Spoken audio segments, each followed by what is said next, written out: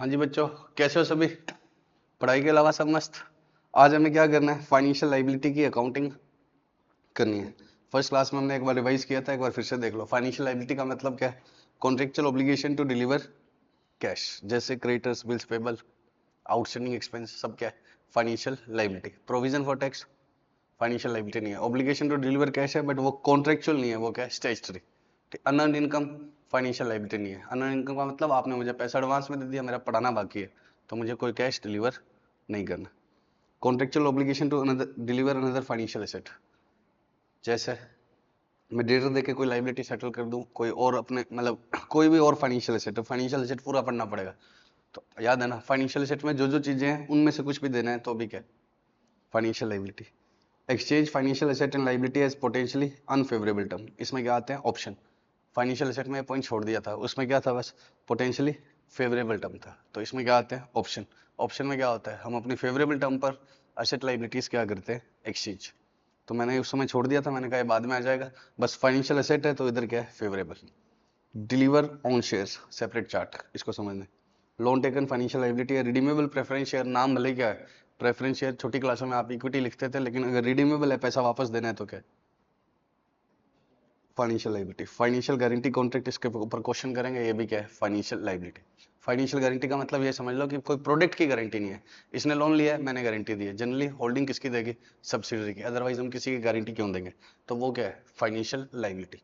चाहे कॉन्टीजेंट है, लेकिन contractual obligation to deliver cash तो है ही। अगर उसने नहीं दिया तो मुझे देना पड़ेगा। हाँ, प्रोडक्ट की गारंटी है तो प्रोडक्ट वापस क्या करने? रिप्लेस करने हैं, सही करने हैं, तो पैसा देने की गारंटी नहीं है। तो प्रोडक्ट गारंटी आए तो इसमें नहीं आएगा, इंडेक्स 37 में आएगा। Obligation to deliver on shares, ये था ना सेपरेट चार्ट। अब इसको ध्यान से समझना। खुद के ही शेयर देने हैं, किसी दूसरी कंपनी के शेयर देने हैं, तो ऑलवेज फाइनेंशियल लाइबिलिटी। क्यों? क्योंकि contractual obligation to deliver another financial asset. और दूसरी कंपनी, मैं रिलायंस हूँ, मुझे किसी को टाटा के शेयर देने का ऑब्लिगेशन है, तो क्या है? Always financial liability. मैं रिलायंस हूँ और रिलायंस के ही शेयर देने की बात कर रखी है, तब क्या होगा? दो तरह के कॉन्ट्रैक्ट होते हैं, non derivative, derivative. Non derivative का मतलब, डेरिवेटिव देखते ही डर जाते हैं, नॉन का मतलब डेरिवेटिव नहीं है, तो इजी है ना ये तो। डेरिवेटिव तो डरो ना, पहली बात तो इसमें भी मत डरो। तो नॉन डेरिवेटिव का मतलब नॉर्मल कॉन्ट्रैक्ट, जैसे मैंने रिडीमेबल प्रेफरेंस शेयर इशू कर दिए। क्या इशू कर दिया? Sorry, convertible preference share issue कर दिए, कन्वर्टेबल डिवेंचर इशू कर दिए, ठीक है? तो वो क्या है? एक नॉर्मल कॉन्ट्रैक्ट है, लेकिन आगे जाकर क्या देने हैं? अपने शेयर। आगे जाकर क्या देने हैं? अपने शेयर। नॉन डेरिवेटिव का मतलब नॉर्मल कॉन्ट्रैक्ट। तो कन्वर्टेबल प्रेफरेंस शेयर इशू किए, रुपए ले लिए, आगे जाकर क्या देने हैं? अपने शेयर। अगर वो शेयर फिक्स है तो वो क्या है? Equity.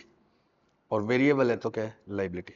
Entity A issued 1 lakh, that will be converted, चाहे लोन बोले, प्रेफरेंस शेयर बोले, डिवेंचर बोले, मुझे नाम से कोई देना लेना नहीं है। मुझे क्या देखना है? आगे जाकर क्या देना है? Equity share. और नंबर ऑफ शेयर्स कितने देने आगे जाकर? 5000। फिक्स बोल दिया कि उनको तुम्हें कितने देंगे? 5, तो क्या है? इक्विटी। बट मैंने क्या बोला है कि तुम्हारे 1 लाख रुपए कैसे चुकाऊंगा? जिस दिन वो 1 लाख देने होंगे, डिवाइड किससे कर दूंगा? एक शेयर की फेयर वैल्यू से। उस समय उस शेयर की फेयर वैल्यू 200 हुई तो आपके 500 आ जाएंगे, 400 हुई तो आपके कितने आ जाएंगे? 250 से। अब 2500 आएंगे या 5000 आएंगे, देख लेंगे, ठीक है? तो वेरिएबल नंबर ऑफ शेयर है, तब वो क्या है? लाइबिलिटी।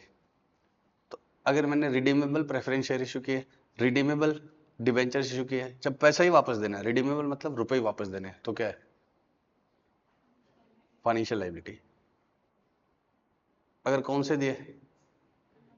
कन्वर्टिबल दिए, तब क्या है? फिक्स शेयर देने हैं, तो इक्विटी, अदरवाइज क्या है? Financial liability. अब डेरिवेटिव। डेरिवेटिव का मतलब क्या होता है? लास्ट क्लास में पढ़ा था, लो और no investment future settlement value किससे निकलेंगे? Underlying variables. तो अगर किसी डेरिवेटिव में अपने ही शेयर देने हैं और फिक्स्ड फॉर फिक्स्ड, यहां सिर्फ क्या है? नॉन डेरिवेटिव में सिर्फ क्या चाहिए? आगे जाकर जो शेयर देने हैं, क्योंकि ये नॉन डेरिवेटिव में रुपए तो हमारे पास पहले आ ही गए। इसमें क्या है? कंसीडरेशन भी फिक्स्ड होना चाहिए, और क्या होना चाहिए? Number of shares to be issued भी क्या होना चाहिए? फिक्स्ड। तब तो इक्विटी है, अदरवाइज क्या है? लाइबिलिटी। देखो, रिलायंस कंपनी है, उसने अपने आगे जाकर शेयर इशू करने हैं। कितने रुपए लेगी वो? आगे आगे जाकर 5 लाख, और 1000 शेयर देगी। मैंने तुमसे क्या बात कर लिया? आप मुझे 5 लाख रुपए दे देना, मैं अपने कितने शेयर दे दूंगा? 1000। अब नॉर्मल देखा जाए तो क्या है? फ्यूचर है, डेरिवेटिव है। समझ रहे हो? अगर मान लो मेरे पास कोई मतलब तुम अपना ऐसे समझो, रिलायंस के खुद के शेयर नहीं है, तो क्या है? रिलायंस के खुद के शेयर नहीं है, तो रिलायंस क्या कह रहा है, कितने रुपए दे देना, 5 लाख, और दूसरी कंपनी के तुम्हें 1000 शेयर दे दूंगा, तो क्या होगा, उस दिन उस दूसरी कंपनी के शेयर का प्राइस क्या हुआ, 5 लाख से कम हुआ, तो मैं मार्केट से उठा के उसको क्या कर दूंगा, दे दूंगा। तो एक तरह से सेल करने का कॉन्ट्रैक्ट है, दूसरी कंपनी के शेयर फिक्स रेट पर बेचने का कॉन्ट्रैक्ट। तो ये फ्यूचर सेल है, मैं चाहूंगा कि रेट डाउन हो जाए ताकि दूसरी के 480 पर उठाकर कितने में सेल कर दूं, 5 लाख। तो डेरिवेटिव इन्वॉल्व है। लेकिन अपनी कंपनी का शेयर है तब क्या है, फिक्स्ड शेयर कंसीडरेशन है, और फिक्स शेयर है तब क्या है, इक्विटी है, तब ये कॉन्ट्रैक्ट क्या है, इक्विटी। तो मैं रिलायंस हूं और मैंने बोला तुम्हें कि मैं तुम्हें टाटा के शेयर दूंगा, कुछ आगे चेक ही नहीं करना, फिक्स्ड कुछ नहीं, डेरिवेटिव है। अगर अभी कोई रुपया नहीं लिया और मैं तुम्हें बोलूं मैं 5 लाख रुपए तुम मुझे दे देना, मैं तुम्हें 1000 शेयर टाटा के दूंगा, तो मेरा डेरिवेटिव क्यों है, फ्यूचर में सेटलमेंट है, अभी कोई इन्वेस्टमेंट नहीं है, सिर्फ बात ही हुई है। और मेरे कॉन्ट्रैक्ट की वैल्यू किससे निकलेगी, टाटा के शेयर के प्राइस से। टाटा के शेयर के प्राइस नीचे चले गए तो मैं मार्केट से 3 लाख में सेल उठाऊंगा और तुम्हें कितने पर दे दूंगा, 5 लाख, तो मुझे फायदा है। लेकिन मैं अपने ही शेयर इशू करने का कॉन्ट्रैक्ट कर रहा हूँ, तब ये क्या है, इक्विटी है। पक्का, इधर टाटा के शेयर है तो ये सारे कितने भी जितने भी एग्जांपल लूंगा ये सारे क्या है, लाइबिलिटी। अब रुपए 5 भी हो सकते हैं, 6 भी, और मैं अपने 1000 शेयर दूंगा, रिलायंस अपने ही शेयर देगी, तो क्या है, लाइबिलिटी है। क्यों है, क्योंकि फिक्स्ड फॉर फिक्स्ड मीट नहीं हो रहा। कंसीडरेशन क्या है, मैंने बोला कि मैं अपने 1000 शेयर्स दे दूंगा, अगर मेरी कंपनी का मार्केट प्राइस इससे ऊपर हो गया तो मैं 5 लाख पर दूंगा, इससे कम रह गया तो मैं 6 लाख पर दूंगा। ठीक है, तो कंसीडरेशन क्या हो गया, वेरिएबल, और नंबर ऑफ शेयर्स क्या है, फिक्स्ड। तो ये क्या है, डेरिवेटिव। भले ही मेरे खुद का अपनी शेयर, डेरिवेटिव क्या, फाइनेंशियल लाइबिलिटी, और डेरिवेटिव फाइनेंशियल लाइबिलिटी हो जाएगी। डेरिवेटिव तो है ही है, लेकिन फिक्स्ड फॉर फिक्स्ड मीट हो जाए तो क्या होगा, यहाँ पर आने वाला पैसा भी क्या होना चाहिए, फिक्स, और नंबर ऑफ शेयर्स भी क्या होना चाहिए, फिक्स, इक्विटी। नॉन डेरिवेटिव में ये बोल क्यों नहीं सकते फिक्स्ड फॉर फिक्स्ड, क्योंकि आने वाला पैसा तो पहले ही आ गया। यहाँ मैंने क्या इशू किए, कन्वर्टिबल डिवेंचर इशू किए, तो आने वाले पैसे तो पहले ही आ चुके हैं, तो कंसीडरेशन तो पैसे आ ही चुके हैं, तो फिर अब क्या देखना है, बस शेयर्स। लेकिन डेरिवेटिव कॉन्ट्रैक्ट में दोनों ही चीजें बाद में सेटल होगी, तो दोनों चीजें फिक्स होनी चाहिए, या तो मैं पैसा वेरी करवा दूं या शेयर वेरी करवा दूं, या दोनों ही वेरी करवा दूं, तो इन तीनों केस में क्या होगा, लाइबिलिटी। भले ही अपने शेयर है, मैं कहूँ कि 5 लाख रुपए पर तुम्हें अपने 1000 शेयर दे दूंगा, अगर मेरी अर्निंग इससे ज्यादा होगी तो, इससे कम मतलब कम हो गई तो, और ज्यादा होगी अर्निंग तो मैं तुम्हें कितना शेयर दे दूंगा, 1200, कुछ भी हो सकता है। ठीक है, ये दोनों ही वेरिएबल। 1 kg गोल्ड के अगेंस्ट में अपने कितने शेयर दूंगा, 1000, तो क्या है, तो भी क्या है, लाइबिलिटी। क्यों लाइबिलिटी है, क्योंकि 1 kg गोल्ड क्वांटिटी में फिक्स है, रुपए की वैल्यू क्या होगी, अलग होगी, तो ये क्या है, फाइनेंशियल लाइबिलिटी। तो ये यूनिट 1 है, उसका एग्जांपल है लोन पेबल, फाइनेंशियल लाइबिलिटी है या नहीं, यस है। Contractual obligation to deliver cash, contractual obligation to deliver cash, तीनों में। डिपॉजिट रिसीव्ड, हमने सिक्योरिटी डिपॉजिट जमा करवाया, उसकी अकाउंटिंग हमने किस में पढ़ी थी, फाइनेंशियल एसेट में, जिसको मिला है उसके लिए क्या है, फाइनेंशियल लाइबिलिटी। रिडीमेबल प्रेफरेंस है, रिडीमेबल का मतलब कैश देना है, तो फिर फाइनेंशियल लाइबिलिटी है, नाम भले ही प्रेफरेंस शेयर लिखो। फाइनेंशियल गारंटी कॉन्ट्रैक्ट, तो क्या है, फाइनेंशियल लाइबिलिटी। पूरा क्वेश्चन करेंगे इसके ऊपर, टेंशन मत लो। Creditor for sale of goods पढ़ लेना आराम से, फाइनेंशियल लाइबिलिटी। अब ये आता है प्रेफरेंस शेयर पे, आराम से पढ़ना। Silver limited issued irredeemable preference share, irredeemable मतलब पैसा नहीं देना। 10 रुपीज पर इशू, 90 के प्रीमियम पर, तो 100 पर इशू किया। डिविडेंड कितना है इनका, 8%। Dividend is paid only when silver limited declares dividend on equity share. Analyse the nature of this instrument. देखो प्रेफरेंस में दो बातें होंगी, एक तो क्या, डिविडेंड, और दूसरा क्या, प्रिंसिपल। प्रिंसिपल कैसे चेक होगा, अगर कैश देना है तो फाइनेंशियल लाइबिलिटी, अगर कैश नहीं देना, नंबर ऑफ शेयर्स देने हैं, तो नॉन डेरिवेटिव कॉन्ट्रैक्ट है, क्योंकि पहले ही ले लिए सारे रुपए, लो इन्वेस्टमेंट वाली बात रहेगी नहीं। अगर रुपए पहले ले लिए तो नॉन डेरिवेटिव है, सिंपल कॉन्ट्रैक्ट हो गया। तो अगर फिक्स नंबर ऑफ शेयर्स देने हैं तो इक्विटी, अदरवाइज लाइबिलिटी। तो अगर प्रिंसिपल की बात करो तो तीन ही केस होंगे। नंबर 1, कैश देना है तो फाइनेंशियल लाइबिलिटी, कैश नहीं देना तो अपने शेयर देने, अपने शेयर फिक्स दे तो इक्विटी, अदरवाइज लाइबिलिटी। तो यहाँ अपने शेयर वाली तो कोई बात नहीं हो रही, इरिडीमेबल है मतलब प्रिंसिपल देना ही नहीं है। प्लस डिविडेंड की बात करो, अब एक पार्ट तो क्या है, इसके दो हो जाएंगे, कुछ इक्विटी मानना पड़ेगा, कुछ लाइबिलिटी बाद में, अभी देखेंगे अकाउंटिंग। लेकिन पहले चेक कर रहे हैं कि प्रिंसिपल वाला पार्ट तो क्या है, इक्विटी है, क्योंकि वो वापस देना ही नहीं। अब डिविडेंड वाला पार्ट भी इक्विटी है, क्यों, क्योंकि डिविडेंड मैंडेटरी नहीं है, मैं इक्विटी शेयर पर दूंगा तभी दूंगा, तो इक्विटी शेयर पर देना ना देना मेरी इच्छा पर है। तो डिविडेंड भी मैंडेटरी नहीं है, और क्या नहीं है, प्रिंसिपल भी। इक्विटी की डेफिनेशन क्या है, या तो फिक्स शेयर देना और या फिर क्या है, no contractual obligation to deliver cash. तुमने मुझे रुपए दे दिए और मेरा कोई कॉन्ट्रेक्चुअल ऑब्लिगेशन नहीं है डिलीवर कैश का, तो वो इक्विटी है। और दूसरी इक्विटी की डेफिनेशन क्या है, रेजिडियल इंटरेस्ट तो क्या हो गया, रिप्रेजेंट करता है इक्विटी।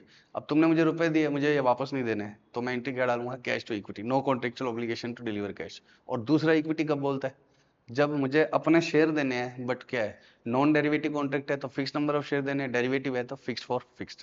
तो ये किस वजह से इक्विटी है, अपने शेयर तो नहीं देने, लेकिन मेरा कोई contractual obligation to deliver cash है ही नहीं, ना प्रिंसिपल का और ना ही डिविडेंड का। मान लो डिविडेंड का होता, प्रिंसिपल का नहीं होता, तो फिर ये कंपाउंड हो जाता। अब ये एंट्रीज करेंगे इनकी कंपाउंड के, ठीक है। ये इसलिए इक्विटी नहीं है कि मुझे आगे जाकर फिक्स नंबर ऑफ शेयर देने हैं, ये इसलिए है कि मुझे प्रिंसिपल भी वापस नहीं देना और डिविडेंड भी वापस नहीं देना।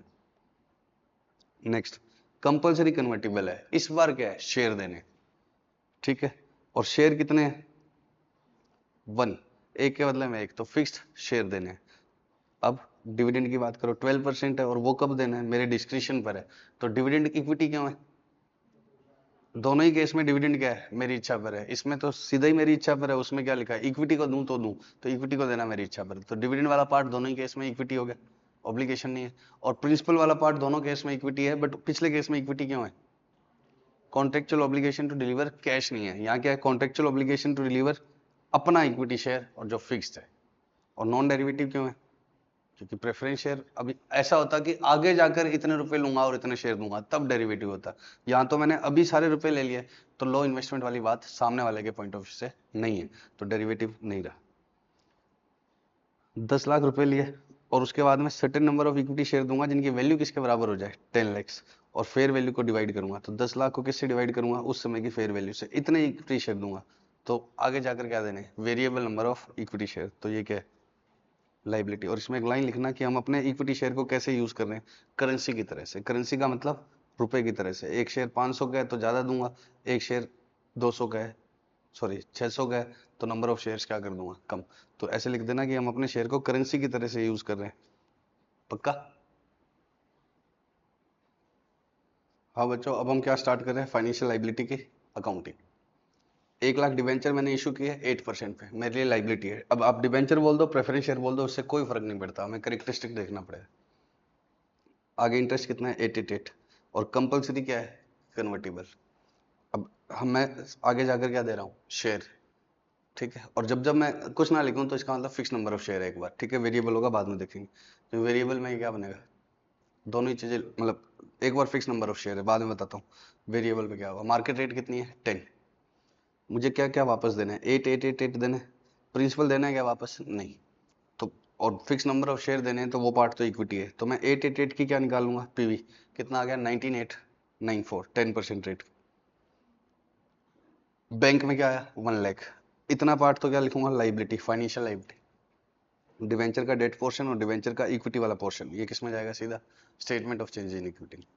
अब लाइबिलिटी वाला पोर्शन कैसे स्टार्ट होगा, 19894 पर। अब इंटरेस्ट इस पर स्टेटेड रेट वाली 8% है, ये तो क्या है, कॉन्ट्रेक्चुअल कैश फ्लो, इनकी पीवी जिस रेट से निकाली है उस रेट से अकाउंट आगे बढ़ेगा।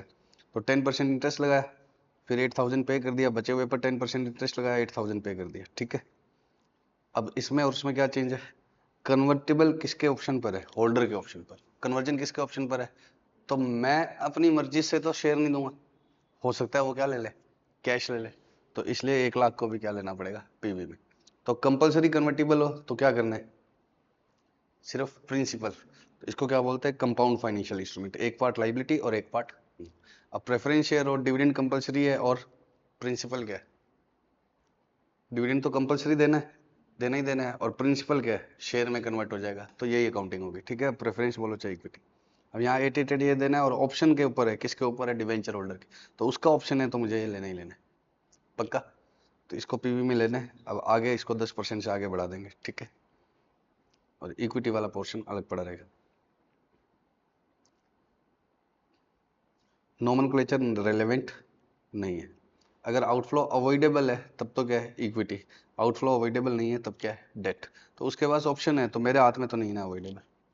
1 लाख है, 8% पर वापस कितना है, 1 लाख, और रिडीमेबल है, 1 लाख का 1 लाख वापस देने। डिविडेंड 8% है तो नॉर्मल हो जाता है, लेकिन डिविडेंड किसके डिस्क्रिशन पर है, कंपनी पर। अभी हमने किया था ना उसका, तो इसमें क्या बोलेंगे, डिविडेंड वाला पार्ट तो इक्विटी है और ये वाला पार्ट लाइबिलिटी है। अकाउंटिंग कैसे करेंगे, 888 को मतलब 1 लाख की पीवी ले लो, ये तो लाइबिलिटी हो गया और बाकी क्या हो गया, इक्विटी। डिविडेंड वाले पार्ट क्या हो गया, इक्विटी। समझ गए, जो देना है उसकी पीवी क्या है, लाइबिलिटी, बात खत्म। तो अभी तक मैंने 3 किए, इसमें देना क्या है, डिविडेंड, क्या नहीं देना, प्रिंसिपल। तो डिविडेंड की पीवी लाइबिलिटी है, बाकी इक्विटी में डाल दोगे। बैंक में कितना डालोगे, जो इशू किया। उसके बाद दूसरा क्या है,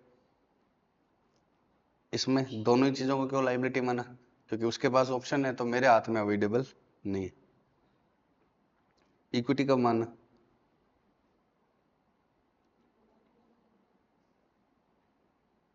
अच्छा ये लास्ट में बताया था मैंने कि ये खत्म होगा और उसके हाथ में ऑप्शन है, तो अगर डिवेंचर होल्डर लास्ट में क्या ले लेगा, कैश कन्वर्ट करवाएगा, तब इक्विटी में डाल दूंगा ये पैसा, क्योंकि उसने तो शेयर ले लिए और लास्ट में ये रुपए क्या है, चुकाना पड़ेगा, तो क्या होगा, कैश। अब उसके हाथ में है तो उसने कैश ले लिया, तब तो खत्म ही हो जाएगा अकाउंट। कैश नहीं लिया तो ये रुपया किस में डाल देंगे, इक्विटी। अब यहाँ डिविडेंड डिस्क्रिशनरी है तो क्या होगा, डिविडेंड की पीवी मत लो और प्रिंसिपल की ले लो। अब 10,000 10,000 10,000 भी देना है, 1 लाख भी देना है, डिबेंचर इशू किए हैं 1 लाख, तो ये तो नॉर्मल डिबेंचर हो गए। फिर कुछ अलग ही नया डालेगा, भाई मैंने आज डिबेंचर इशू किए, आगे जाकर रुपए वापस देने हैं प्रिंसिपल के और इंटरेस्ट भी देने हैं, तो ट्रांजेक्शन कॉस्ट डाल दी इसमें, कितने की, 2%। तो मुझे वापस क्या देना है, 10 10 10 और 1 लाख, और मुझे आया क्या, 98, कि मैं डिबेंचर इशू कर रहा हूँ कितने पर, 1 लाख, लेकिन मेरी क्या हो रही है, इशू करने की क्या लग रही है, ट्रांजेक्शन कॉस्ट, कोई भी खर्चा लग रहा है, ठीक है। जैसे मैं इशू कर रहा हूँ तो पब्लिक इशू के एक्सपेंस होते ही, तो मुझे आएगा कितना, 98। या मैं बैंक से लोन ले रहा हूँ, हम बात किसकी कर रहे हैं, फाइनेंशियल लाइबिलिटी की। मैं बैंक से लोन ले रहा हूँ तो बैंक क्या लगा रहे हैं, प्रोसेसिंग चार्ज। कुछ भी हो, अगर लाइबिलिटी है तो बैंक प्रोसेसिंग चार्ज लगाए, चाहे डिबेंचर इशू करें तो उसके जो एक्सपेंस है, तो मुझे ये देखना पड़ेगा, EIR निकालनी पड़ेगी इसमें। अब कैसे करोगे इसमें, तो कुछ ना कुछ तो नया डालेगा ही भाई। या तो प्रिंसिपल को वो कह देता है कि सॉरी प्रिंसिपल नहीं देना, तो वो कंपाउंड हो जाता है, इसलिए हमें इसकी पीवी निकाल के लाइबिलिटी बनानी। कभी वो क्या कह देता है, डिविडेंड नहीं देना, तो इसके, अब सब कुछ वापस देना है, तो अगर ये ना डालूं तो फिर तो ये नॉर्मल अकाउंट हो जाएगा, 12th में बनाते थे जैसे, cash to debenture 1 lakh, interest to cash चलता रहेगा। तो इसलिए क्या डाल दिया, ट्रांजेक्शन कॉस्ट। तो ट्रांजेक्शन कॉस्ट निकालने के लिए क्या करना पड़ेगा, ट्रांजेक्शन कॉस्ट साथ में होगी तो क्या देखना पड़ेगा, 10 10 10 और 1 लाख किस रेट से क्या हो जाएंगे, 98,000। तो वो ये यार निकालते हैं इसमें, वो कितनी आ गई, 10.82। बैंक टू लोन कितने का आएगा, 98,000। और फिर आगे अकाउंटिंग किससे होगी, AR से, इंटरेस्ट लगा दिया AR से, कैश हो गया और ये पक्का। ट्रांजेक्शन कॉस्ट देगा ही देगा, जब सब कुछ ही क्या है, कंपलसरी कन्वर्टिबल, मतलब सब कुछ ही कंपलसरी है, ये देना भी कंपलसरी है, ये देना भी कंपलसरी। अब ट्रांजेक्शन कॉस्ट भी हो और साथ में क्या हो, कुछ पार्टी इक्विटी हो, तब कैसे करेंगे, कितने रुपए, 1 लाख, 88,000 है, और लास्ट में जाकर क्या है, कन्वर्टेबल इनटू शेयर्स, तो प्रिंसिपल वापस नहीं देना, 888, 1 लाख की पीवी नहीं निकाली, 1984, पक्का। बैंक में कितने आए, एक बार इसको छोड़ देना, बैंक में कितने आए, 1 लाख, 19,894, और ये क्या आ गया, इक्विटी वाला कंपोनेंट। अगर अब ट्रांजेक्शन कॉस्ट को ले आओ, ट्रांजेक्शन कॉस्ट कितनी है, तो बैंक में तो कितने कम आए, 2,000, एक्चुअल में तो 1 लाख आई नहीं है ना बैंक में। तो पहले अगर ये देखो कि if there is no transaction cost, तब क्या होता, जो वापस देना है वो डेट और जो वापस नहीं देना वो इक्विटी, और बैंक में कितने आ गए, 1 लाख। अब ट्रांजेक्शन कॉस्ट है तो सिंस बैंक में तो 98 आए, तो इधर से 2,000 को कम करना है, तो इधर से भी 2,000 को कम करना है, किस रेशो में, उसी रेशो में, इस रेशो में कम कर दिया। अब बताओ लाइबिलिटी कितने की रहेगी, 19,497। अब मैं 19,894 से लाइबिलिटी का अकाउंट स्टार्ट करता और 10% से आगे बढ़ा देता, तब तो क्या होता, मैच हो जाता। लेकिन मैं तो 19,894 से कर ही नहीं रहा, मैं तो किससे कर रहा हूँ, 19,497 से। 19,894 से अकाउंट स्टार्ट करूं और इंटरेस्ट लगा दूं 10%, और 2 में लिखता रहूं, इंटरेस्ट लगा के 2 में 88,000 करता रहूं, तब ये अकाउंट पूरा होगा। लेकिन अब तो मैं 19,894 से कम पे स्टार्ट हो रहा हूँ, तो मुझे क्या देखना पड़ेगा, फिर से ये निकालनी पड़ेगी। 19,497 से स्टार्ट हो रहा हूँ ना, तो मुझे फिर से क्या निकालनी पड़ेगी, ये यार कैसे निकलेगी वो, ये देखना पड़ेगा 888,000 किस रेट से क्या बन जाते हैं, 19,497। 19,894 तो मुझे पता है किस रेट से बनेंगे, 10% से, क्योंकि मैंने डिस्काउंटिंग करी है। तो इसमें फिर से क्या निकालनी पड़ेगी, ये यार वो कितनी आ गई, 11.82। 97। तो अब 19497 पे 11.57 ऐसे ऐसे करते हैं। तो अगर कंपाउंड फाइनेंशियल इंस्ट्रूमेंट भी हो और ट्रांजेक्शन कॉस्ट भी हो तो पहले क्या कर लो, as if there is no transaction cost, दोनों की वैल्यू निकाल लो। पहले क्या कर लो, दोनों की वैल्यू निकाल लो as if there is no transaction cost. तब क्या करते हैं, 888 की पीवी निकालते हैं, क्योंकि ये वाला पार्ट तो इक्विटी है। तो एंट्री क्या होती है, बैंक और ये, फिर क्या करो, ट्रांजेक्शन कॉस्ट माइनस करनी है, तो ये माइनस होगी तो इन दोनों में से प्रोपोर्शनेट माइनस कर दो। अब 888 की पीवी ट्रांजेक्शन कॉस्ट नहीं होती तो क्या होता है, 88 की पीवी इस रेट से बनाई है हमने 10% से, मार्केट रेट से, तो वापस क्या करते, इसको लाइबिलिटी मान के 10% से स्टार्ट करते, 8,000 से चुका देते। लेकिन क्या है, अब ये बनाई कुछ और दिया, तो अब क्या देखना पड़ेगा, 888 किस रेट से क्या बन जाते हैं, 19497। तो ये क्या है, कंपाउंड प्लस ट्रांजेक्शन कॉस्ट। पक्का?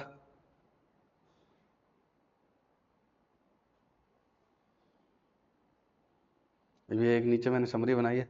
कंपलसरी कन्वर्टिबल है तो क्या होगा, प्रेजेंट वैल्यू सिर्फ किसकी लेनी है, इंटरेस्ट और डिविडेंड की, वो लाइबिलिटी है, बाकी क्या है, इक्विटी। ऑप्शनल कन्वर्टिबल है तो डिवेंचर होल्डर्स के हाथ में ऑप्शन, तो क्या होगा, दोनों की लेनी है। कंपनी के हाथ में तो क्या है, कंपनी का इंटेंशन देखा जाएगा। कंपनी का इंटेंशन क्या है, रिडीम करने का, तब क्या है, लाइबिलिटी। और इंटेंशन क्या है, कन्वर्ट करने का, तब क्या है, इक्विटी। और अगर रिडीम करने का है तो ये वाला बन जाएगा केस, क्योंकि दोनों की लेनी पड़ेगी। और कन्वर्ट करने का है तो ये वाला। Dividend at the discretion of company, तो प्रिंसिपल की पीवी क्या है, लाइबिलिटी। प्रिंसिपल भी देना है, इंटरेस्ट भी देना है, तो पक्का ट्रांजेक्शन कॉस्ट देगा, तो वो किसके साथ होगा फिर, EIR के साथ। Compound financial instrument plus transaction cost हो तो bank to liability to equity ऐसे हम निकाल लो, जैसे कि ट्रांजेक्शन कॉस्ट नहीं है, फिर इसमें से ट्रांजेक्शन कॉस्ट माइनस कर दो, इसमें रेशो में बांट दो, और फिर डेट पार्ट की क्या निकालो, EIR। हाँ बच्चों, अब हम स्टडी मटेरियल के TYK का क्वेश्चन नंबर 4 कर रहे हैं। के लिमिटेड इशूड 5 लाख 6%, 6% क्या है, स्टेटेड कॉन्ट्रैक्ट की रेट, इतना इंटरेस्ट देने। डिवेंचर्स कितने रुपए पर, कितने रुपए का, 10। और रिडम्पशन किस पर करना है, 10% प्रीमियम पर। और कन्वर्ट करने हैं 2.5 लाख शेयर्स, तो फिक्स नंबर ऑफ शेयर्स देने आगे, लेकिन किसके लिए, 50% के लिए। और बैलेंस के लिए क्या देने, कैश। तो आधा तो नंबर ऑफ शेयर्स में जाएगा, तो आधा प्रिंसिपल क्या है, इक्विटी, और आधा प्रिंसिपल क्या है, लाइबिलिटी। तो किसकी पीवी निकालनी पड़ेगी, जो ये इंटरेस्ट देना है, 5 lakhs into 10 into 6%। 5 lakhs into 10 into 6%, एक तो ये इंटरेस्ट देने, और लास्ट में आधा प्रिंसिपल देना है, कितना, 5 लैक्स इंटू 10 का 50%, लेकिन प्रीमियम पर करना है तो 1.1। किस रेट से पीवी निकालनी पड़ेगी आपको, interest rate without conversion option कितना होता है, 10। तो हम कन्वर्जन दे रहे हैं, इसलिए क्या हो रहा है, इंटरेस्ट रेट हम क्या कर देते, कम, कि शेयर होल्डर को फायदा भी तो हो रहा है, लास्ट में हमारा डिवेंचर होल्डर हमारा क्या बन जाएगा, शेयर होल्डर। अब तो हमें पीवी किससे निकालनी है, 10 से। ये जानबूझ के 6 दिया है, इसको भूल जाना। जो डिवेंचर की इंटरेस्ट रेट है वो तो किस में काम आएगी, कितना देना है, किन चीजों की पीवी निकालनी है, और ये किस में आएगी, किस रेट से पीवी निकालनी। फटाफट से देखो आंसर।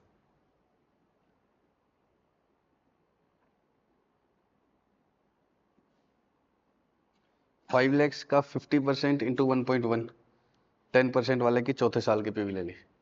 क्या किया है, 5 लैक्स का 50% क्यों किया, आधा पार्ट ही प्रिंसिपल देने, तो प्रिंसिपल की पीवी। और 1.1 क्यों किया, क्योंकि प्रीमियम पर रिडम्पशन करना था।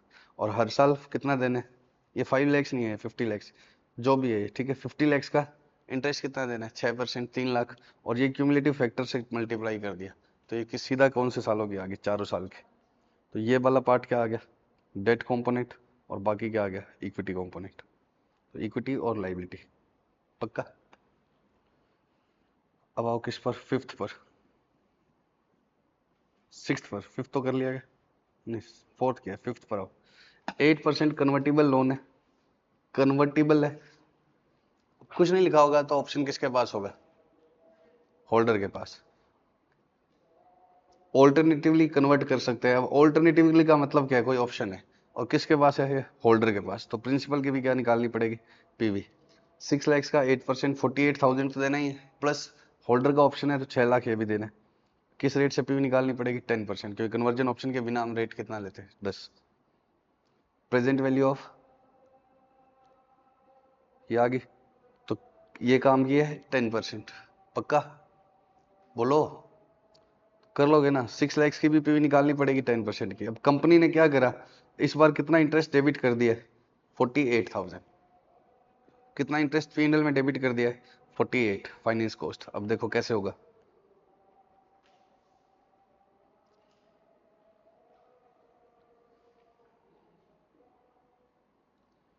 क्या क्या देना है, 48 48 48 और लास्ट में क्या देना है 648। 648 क्यों दिया, प्रिंसिपल को भी क्यों लिया, क्योंकि ऑप्शन हम किसका मानेंगे, डिबेंचर होल्डर का। ये आ गया डेट कंपोनेंट और ये क्या आ गया, इक्विटी कंपोनेंट। अब डेट कंपोनेंट से अकाउंट स्टार्ट करूंगा तो 560 पर इंटरेस्ट लगाऊंगा इस बार का। रेट कितनी है 10%, तो कितना आएगा 56,000।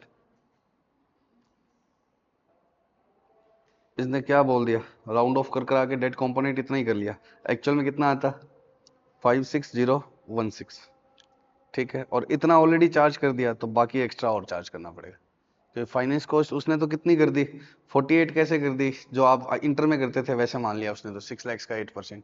लेकिन हमारे हिसाब से डेट कंपोनेंट जो आएगा अब उस पर इंटरेस्ट लग के स्टार्ट होगा ना, पक्का। अब बच्चों हम यूनिट 3 के क्वेश्चन पर आ गए। इलिस्ट्रेशन कौन सा है 29। 1 जुलाई को डीम लिमिटेड ने प्रेफरेंस शेयर इशू किए कितने रुपए कंसीडरेशन पे, 10 लाख पे। ठीक है, फिक्स नंबर ऑफ शेयर्स में क्या हो जाएगा, कन्वर्ट हो जाएगा। किसका ऑप्शन है, होल्डर का। होल्डर के पास ऑप्शन है, ऑप्शन नहीं एक्सरसाइज करेगा तो वो क्या करेगा, रिडीम करवाएगा। तो 10 लाख की भी पीवी लेनी पड़ेगी, प्लस किसकी लेनी पड़ेगी, इंटरेस्ट, मतलब प्रेफरेंस है तो डिविडेंड बोलेगा 6% की भी लेनी पड़ेगी। मार्केट रेट क्या है 9%। 10 लाख की क्यों ली, क्योंकि ऑप्शन किसका है, होल्डर का। और ये इंटरेस्ट की आ गई 60,000 की, तो ये डेट कंपोनेंट आ गया, बाकी इसमें डाल देगा इक्विटी में। डी लिमिटेड ने प्रेफरेंस शेयर इशू किए कितने रुपए के, 10 लाख के। Holder has the option to convert, option कर लेंगे बिल्कुल सेम वैसे ही। अगला क्या है, एक्स वाई जेड लिमिटेड ने ऑप्शनल कन्वर्टेबल इशू किए। Issuer has the option to convert the instrument into fix number of shares और रिडीम द शेयर्स। किसका इस बार ऑप्शन, इश्यूअर का। The redemption price is the fair value of fix number of shares. Redemption पर क्या है, फिक्स नंबर ऑफ शेयर है। होल्डर के पास क्या नहीं है, कोई ऑप्शन नहीं है, पक्का। Examine the nature of financial instrument. Issuer has ability to convert the debenture into fix number of shares at any time. तो इश्यूअर इसके लिए क्या है, इश्यूअर के पास एबिलिटी है किसको, कैश को, पेमेंट को अवॉइड करने की, इसलिए क्या है, इक्विटी है। हाउएवर इसी से पता नहीं लगेगा, ये बात कंक्लूसिव नहीं है, सब्सटेंस देखना पड़ेगा। ठीक है, सब्सटेंस का मतलब क्या है कि ईश्वर की अगर इच्छा ही नहीं है क्या करने की, कन्वर्ट करने की, उसकी इच्छा ही क्या है, कैश देने की, तो बता रखा है ना। ये तो ईश्वर का ऑप्शन है तो कंपनी अपना क्या देखेगी, सब्सटेंस की, कि वो करेगा क्या और उसके हिसाब से क्या होगा ये देखना पड़ेगा। कन्वर्जन ऑप्शन सब्सटेंटिव भी होना चाहिए, कन्वर्जन ऑप्शन सब्सटेंटिव है ही नहीं। जैसे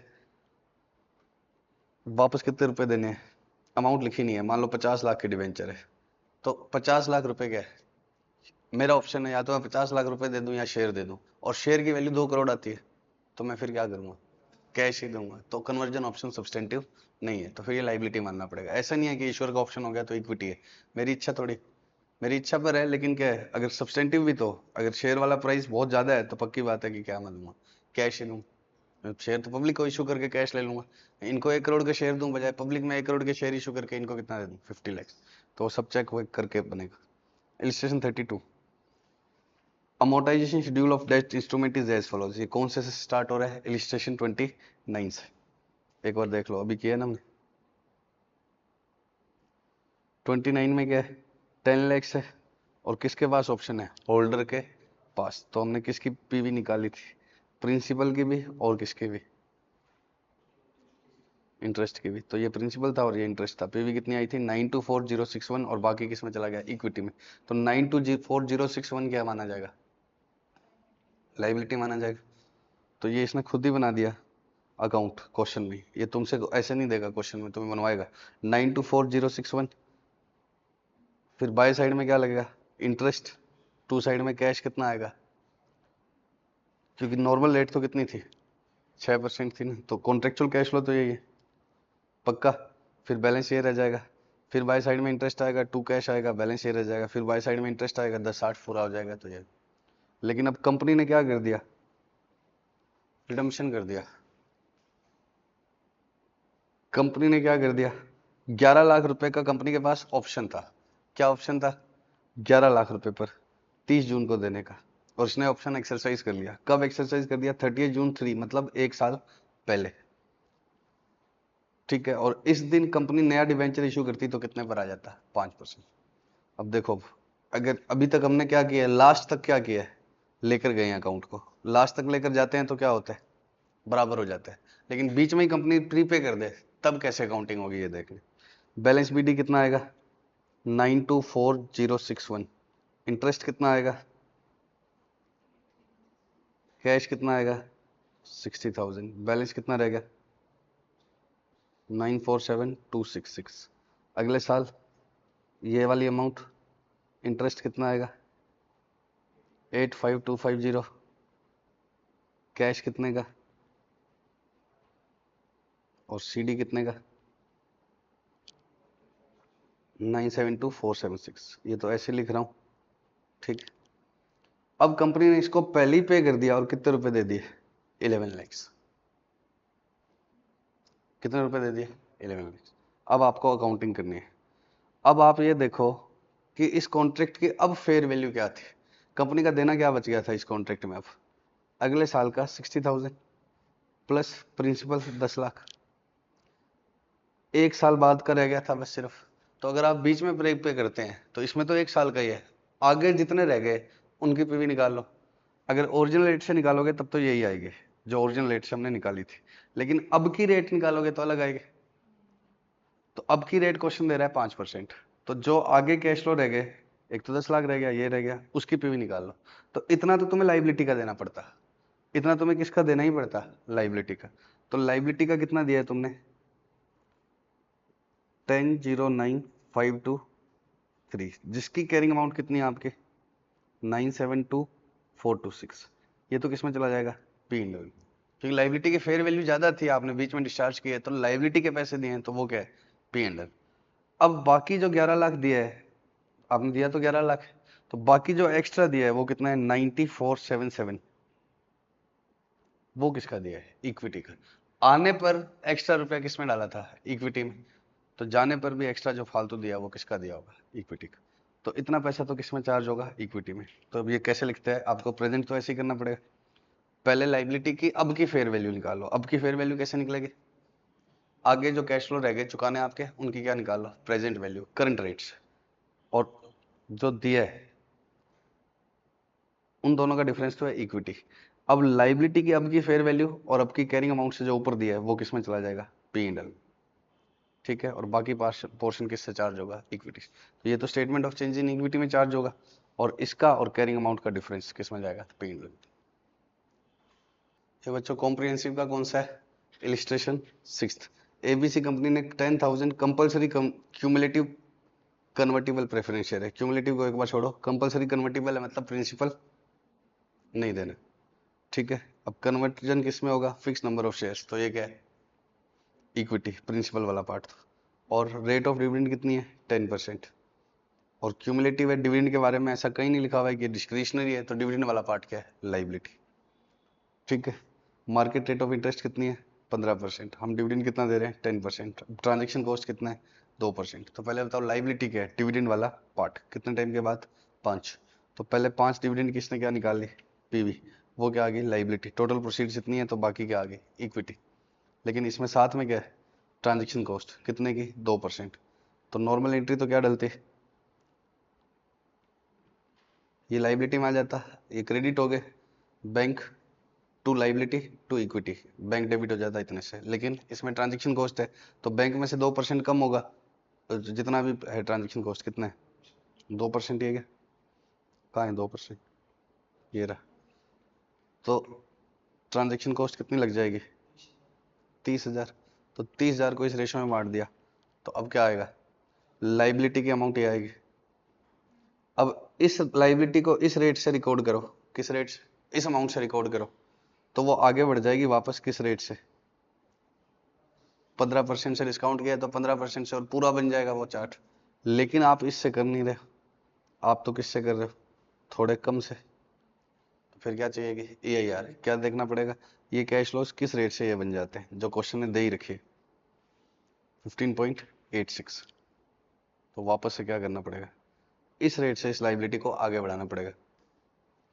तो ये लाइबिलिटी का बाय साइड में आ गया, बाय कैश, अगले साल का बाय मतलब by cash by interest to cash, फिर बैलेंस बच गया, फिर बाय इंटरेस्ट किस रेट से है, AIR टू कैश, ये बैलेंस बच गया, खत्म हो जाएगा। बैंक टू लाइबिलिटी कंपोनेंट क्या है, ट्रांजेक्शन कॉस्ट काटने के बाद, ये भी ट्रांजेक्शन कॉस्ट काटने के बाद ये।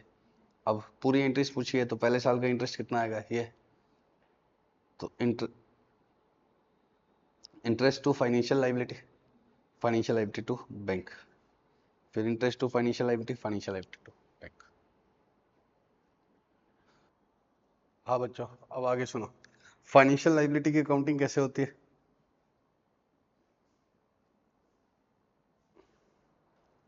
या तो FVTPL या FVOCI या AC, नहीं, OCI वाला ऑप्शन सिर्फ किस में होता है, फाइनेंशियल एसेट में, ठीक है।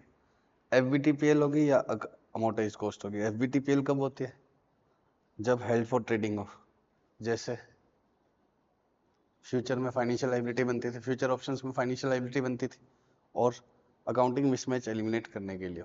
अकाउंटिंग मिसमैच एलिमिनेट करने का मतलब क्या है,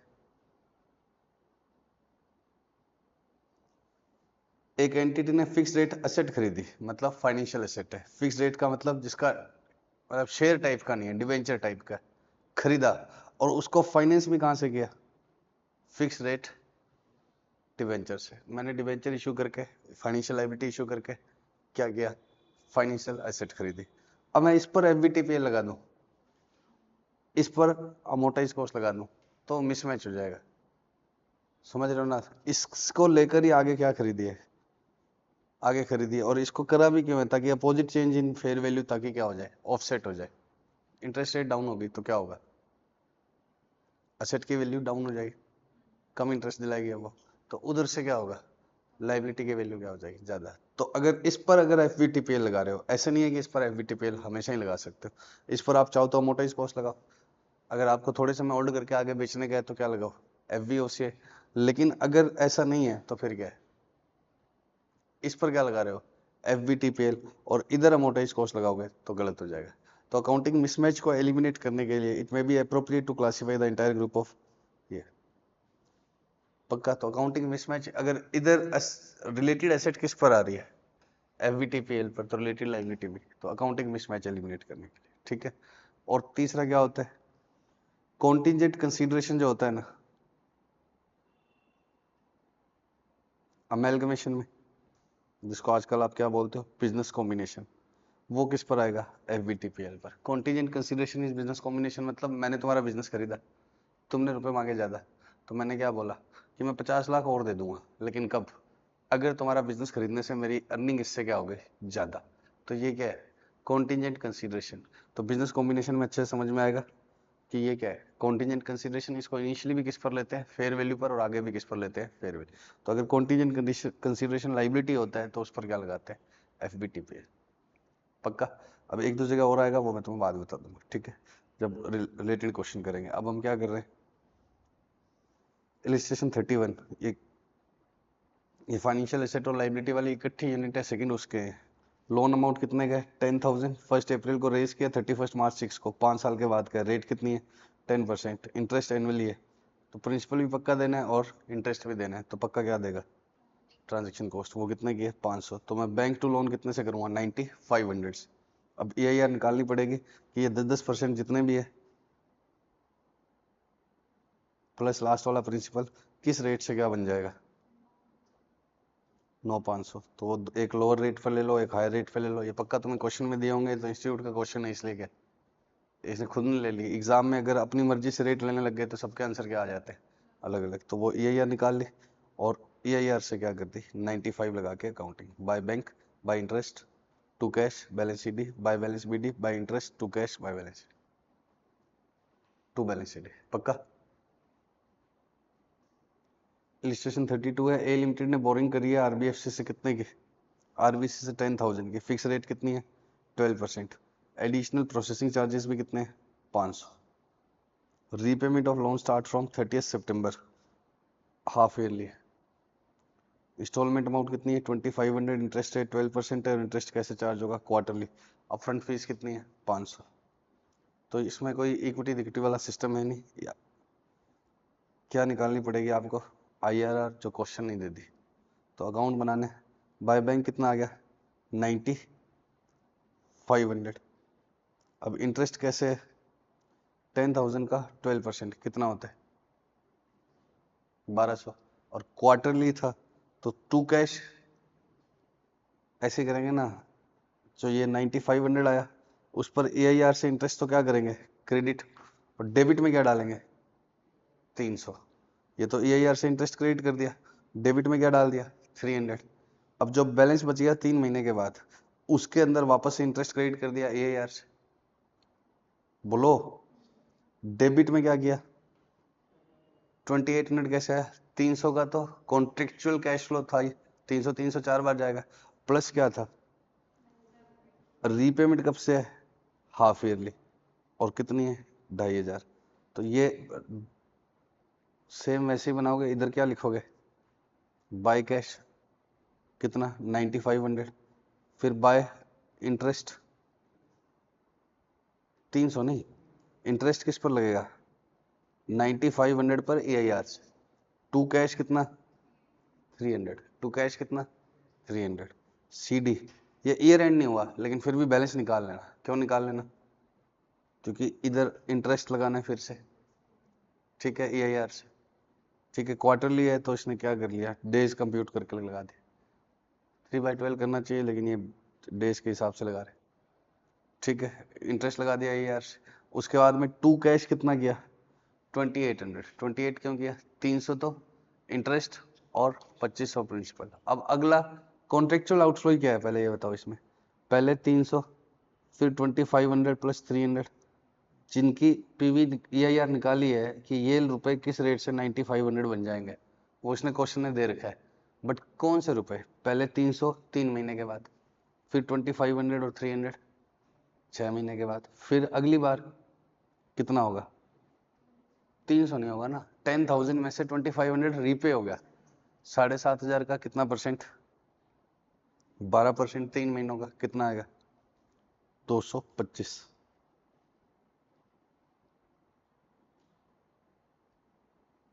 फिर अगली बार 225 प्लस 2500, उसके बाद इंटरेस्ट फिर कम हो गया 5000 का 3%, 150, 3% क्या हो गया 5000 का 12%, 3 महीनों का, और फिर अगली बार 150। तो ये कटने वाली डेबिट वाली अमाउंट ऐसे ऐसे है, ये निकालना हमारे बस की बात नहीं है, क्यों नहीं, क्योंकि 3 3 महीनों की PV निकालना, तो इसलिए क्वेश्चन नहीं दे रखे, ठीक है IRR नहीं बोलते इसको, EIR बोलते।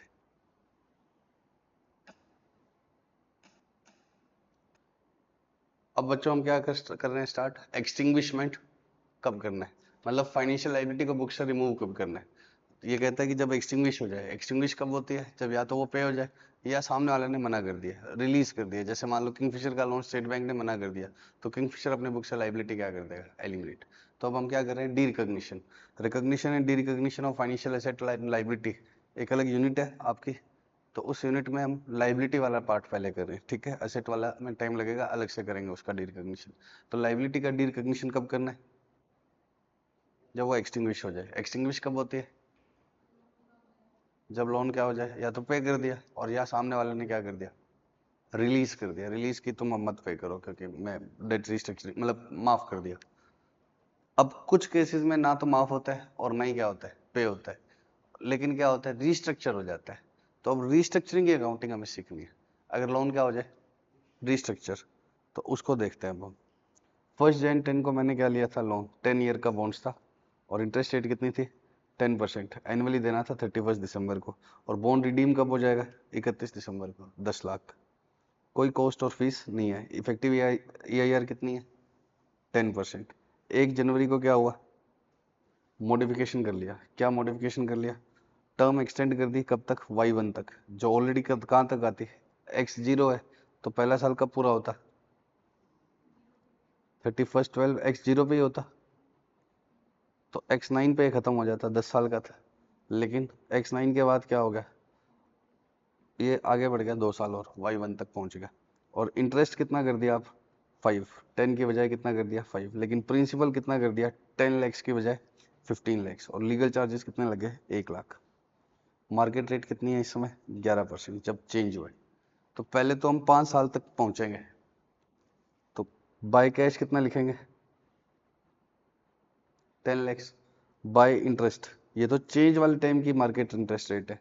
अब 10 लाख का है, प्रिंसिपल भी देना है इंटरेस्ट भी देना है, कोई ट्रांजेक्शन कॉस्ट भी नहीं है, तो EIR आएगी कितनी 10%। तो by bank by interest to cash, ये 10 लाख पर ही पड़ा रहेगा, नॉर्मल तरह से हो गया। तो ऐसे बनाया इसने, सीधा कितने तक रहेगा 10 लाख तक। अब 1 जनवरी को हमें क्या देखना होगा, मॉडिफिकेशन अकाउंटिंग लगवानी है या एक्सटिंग्विशमेंट।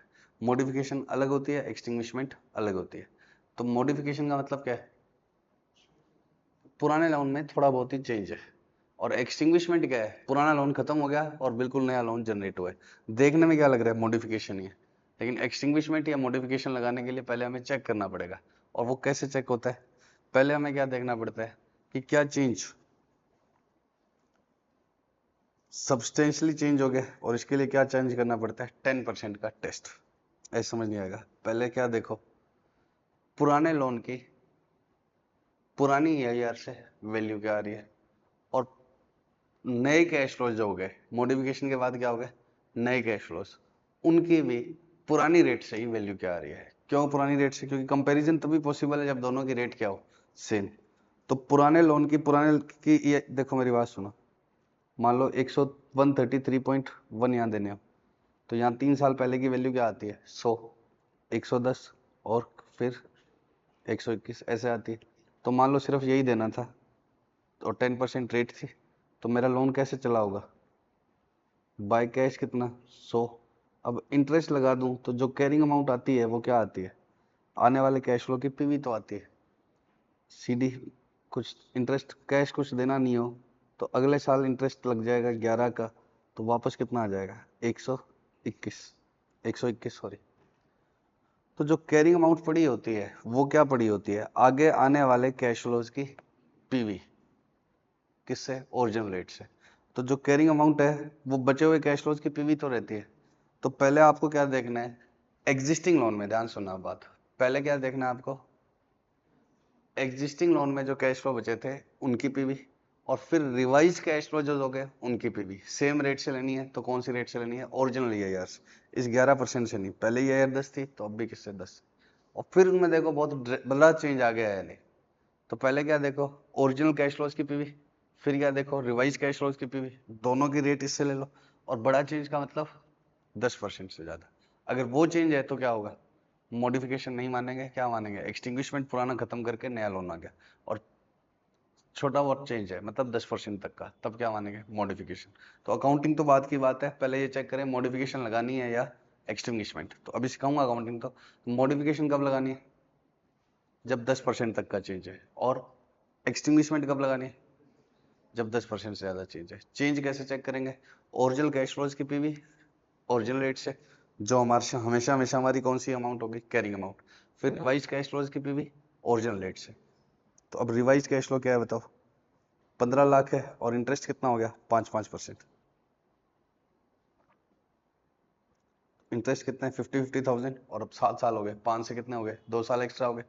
वो किस रेट से लिए, पहले ओरिजिनल से, उनका क्यूमुलेटिव फैक्टर ले लिया, ओरिजिनल रेट 10% थी, इसको भूल जाओ एक बार, प्लस प्रिंसिपल देना पड़ेगा 7 साल के बाद, तो 7वें साल का ये देख लिया। और 1 लाख मुझे हाथों हाथ भी देने पड़ रहे हैं, क्वेश्चन में लिखा हुआ है कि 1 लाख क्या है फीस देनी पड़ रही। तो ये सब आ गया 11,130, और था कितना 10 लाख। तो कितना चेंज हो गया इतना। इसका बेस क्या लेना है ओरिजिनल वाला, चेंज इसका परसेंटेज नहीं देखना, चेंज किसका देखना है ओरिजिनल का percentage, this divide by this, वो जो देखना है ना कि ये। तो 11.32, तो क्या है 10% टेस्ट फेल हो गया, तो क्या होगा एक्सटिंग्विशमेंट। तो अब पुराने लोन को तो क्या कर देंगे हम खत्म, क्या एंट्री डालेंगे, पुराना लोन कितने का है 10 लाख, नया लोन कितने का आएगा। अब अब नया लोन जो ला रहे हैं वो किस पर आएगा, अपनी नया लोन तो हमेशा फेयर वैल्यू पर ही आएगा, कोई भी financial set financial liability initially हमेशा किस पर आती है फेयर वैल्यू पर। इसके अलावा मुझे कैश देना पड़ रहा है कितने का 1 लाख, ये तो आते आते लग रहा है। ठीक है, इसमें तो नए कैश फ्लो लेने थे तब यहाँ ले लिया, लेकिन ये लोन का पार्ट थोड़ी है। मैं तो क्या देख रहा था, ओरिजिनल कैश फ्लोज की पीवी ओरिजिनल रेट से और रिवाइज कैश फ्लोज की पीवी ओरिजिनल रेट से, तो उस समय तो ये भी लेना है, लेकिन ये लोन का पार्ट थोड़ी है, तो फीस है। और डिफरेंस चेक कर रहा था, डिफरेंस चेक करने में ये ले लिया। अब लोन कितने का है, नए लोन की फेयर वैल्यू निकालो। नए लोन में क्या देने, 15 लाख। अब फेयर वैल्यू लेनी है तो कौन सी रेट लेनी है, रिवाइज रेट। फेयर वैल्यू लेनी है तो कौन सी रेट लेनी है, रिवाइज रेट। पक्का। और 50,000 वाली रिवाइज रेट की पीवी, तो नया लोन कितने का आ जाएगा, 958,097। 958,097 और डिफरेंस किस में चला जाएगा, पी इंडल में। कितना आएगा, 1058 में से 10 गए तो 58,097। पक्का। तो अगर लोन रिस्ट्रक्चर होता है तो आपको क्या करना पड़ेगा, पहले जिस दिन तक रिस्ट्रक्चर हो रहा है वहां तक ले जाओ, जिस दिन तक रिस्ट्रक्चर हो रहा है वहां तक ले जाओ कैरिंग अमाउंट। और वो कैरिंग अमाउंट किसको रिप्रेजेंट करेगी, बचे हुए कैश फ्लोज की ओरिजिनल रेट से पीवी। इसको कंपेयर करना है किससे, रिवाइज कैश फ्लो की ओरिजिनल रेट से पीवी को। If difference is up to 10% modification अभी सीखेंगे। If difference is more than 10 तब क्या होगा, एक्सटिंग्विशमेंट। एक्सटिंग्विशमेंट कैसे लगाएंगे, new loan will be recognised at fair value. उस समय जब रिकॉग्नाइज करना है तब क्या है, फेयर वैल्यू पर लाने, तो रिवाइज रेट से लाने हैं। और ओरिजिनल लोन की कैरिंग अमाउंट हटा दोगे, प्रोसेसिंग फीस जो लगी वो पे गई और बाकी किसमें डाल दिया, पी। पक्का, समझ गया क्या। अब यहाँ पर ये लेते समय 1 लाख को यहाँ लेना है, लेकिन नए लोन को रिकॉग्नाइज करते समय नहीं लेने। ठीक है, वो टू कैश हो गया हाथों हाथ। अब मॉडिफिकेशन कब होता है, जब 10% तक का अंतर हो। वही 1 लाख है, 10% है, इफेक्टिव रेट 10 ही आ गई क्योंकि ट्रांजेक्शन कॉस्ट फीस थी नहीं। 5 साल बाद इस बार इंटरेस्ट खत्म ही हो गया। और बॉन्ड का कितना हो गया, 16 लैक्स। पिछली बार क्या था, 5% इंटरेस्ट देना था और फीस कितने की है, 50,000। तो पहले तो वापस 10 लाख तक ही पहुंचेगा। अब रिवाइज कैश फ्लोज क्या है, ओनली 16 लैक्स और ये इनिशियली 50,000। 16 लैक्स उसकी पीवी और इनिशियली 50,000, तो 1043। और ओरिजिनल कितने थे, 10। ओरिजिनल कैश फ्लोज की पीवी, तो डिफरेंस कितने का, 4-1%। तो क्या लगाना है, मॉडिफिकेशन। अब मॉडिफिकेशन कैसे लगाना है, लोन आपका जितने पर खड़ा है उसी के अंदर कोई प्रोसेसिंग फीस और लगी है तो वो पे कर दो। जैसे इसमें कितनी लगी है, 50,000। अब रिवाइज कैश फ्लो किस रेट से क्या बन जाएंगे, 950। ये यार निकाल लो। मॉडिफिकेशन में ना तो पुराना लोन हटाने, ना ही नया लोन लाने, और ना ही कोई पी इंडल आएगा, ना ही कोई क्या आएगा, पी इंडल, क्योंकि नया लोन पुराना लोन हटेगा ही नहीं। इसी के अंदर एडजस्ट कर दो। तो इसी के अंदर जो तुम्हारा कुछ लग गया ट्रांजेक्शन कॉस्ट वगैरह वो क्या कर दो। अब क्या हो गया, 9.5 लाख। अब रिवाइज कैश फ्लो जो भी है वो किस रेट से क्या बन जाएंगे, और आगे इसकी अकाउंटिंग कर दो। तो रिवाइज कैश फ्लो में बचा ही कुछ नहीं, सिर्फ क्या बचा हुआ है, प्रिंसिपल। अगर रिवाइज कैश फ्लो में जैसे इंटरेस्ट 5% हो गया था ना पिछले साल, तो वो 5% प्लस ये किस रेट से क्या बन जाएंगे, 9,50,000। तो इसमें तो बचा ही नहीं है, तो 16 लाख किस रेट से क्या बन जाएगा, 9.5 लाख। पक्का। वो आती है कितनी, 10.99। तो अब 10.99 हो गया। अब रिवाइज 10.99 से क्या इंटरेस्ट लगा दिया, 950 इंटू 10.99। रिवाइज कैश फ्लो में हर साल इंटरेस्ट होता तो टू कैश आता। अब इंटरेस्ट है ही नहीं तो वापस बीडी आ जाएगा, फिर 10.99 से इंटरेस्ट। रिवाइज कैश फ्लो में इंटरेस्ट है ही नहीं तो सीडी करके खत्म हो जाएगा। तो ये इसने चार्ट बना दिया, 950 बाय इंटरेस्ट, टू कैश है ही नहीं। बाय इंटरेस्ट किस रेट से लगेगा, ये यार टू कैश नहीं है, फिर by interest, to cash, by interest. पक्का, समझ गए क्या। तो ये है मॉडिफिकेशन अकाउंटिंग।